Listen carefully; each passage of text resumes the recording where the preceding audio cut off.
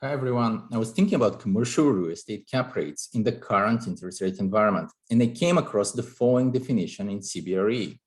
So if we look at the definition at the top, cap rates are a function of a real rate of return, expected inflation, risk premium, liquidity premium, and the growth of property income. Now, leaving liquidity premium aside for a moment, the two terms to the left are typically represented by the 10-year treasury rate. Adding risk premium to that gives us our expected return or required return on our investment. So what cap rates are in this framework is a required return less the expected growth in future income. Now, in the stock market, we have the dividend discount model for valuing companies. So we have the future stream of dividends of a company growing, let's say at a fixed growth rate. And we sum those that future stream of dividends discounted at our required rate of return, and this is the value of the company or stock today. Now, in mathematics, if we come to high school or undergrad math, for those of us who remember, the sum of a series is actually sometimes convergent.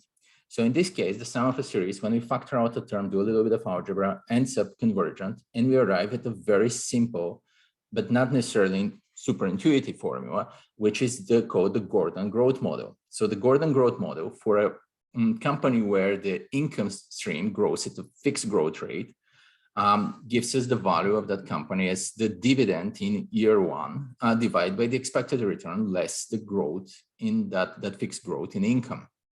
Now, in commercial real estate, that first year dividend is our net operating income in year one. We have our expected return, we have the growth rate of our NOI. So what cap rates really are, consistent with discounted cash flow analysis, they are an expected return less the growth in NOI, assuming that that growth in NOI is fixed, and we're able to simplify in those terms, and assuming also that the required return is higher and higher than the growth rate in future NOI. Now, so that gives us some insight into the current rising interest rates, where the current rising interest rates, they do not necessarily need to translate to higher cap rates, assuming that growth of NOI is actually occurring. So this is the first insight.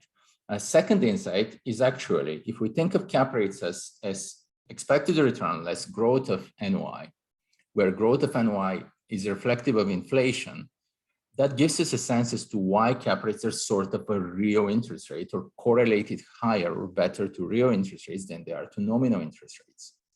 Then a third insight, so considering that cap rates in expected return less growth of future NOI are actually derived in a simplified Gordon growth model in a sense, so we can think that actually property valuation is such that we need to use the next 12 months of NOI for a company discounted by the cap rate to actually arrive at the true value of that company in this framework.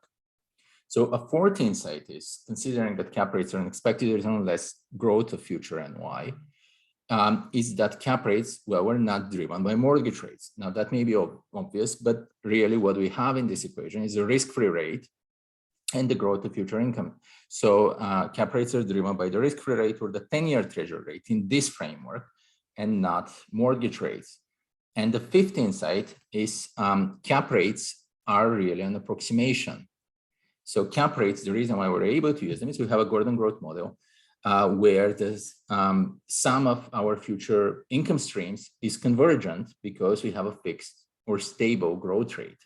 If we, in our future income stream, if we didn't have a fixed or stable growth rate in our future income stream, then it may not be convergent. So cap rates are really an approximation, and a more complete company or property valuation in this case is really discounted cash flow.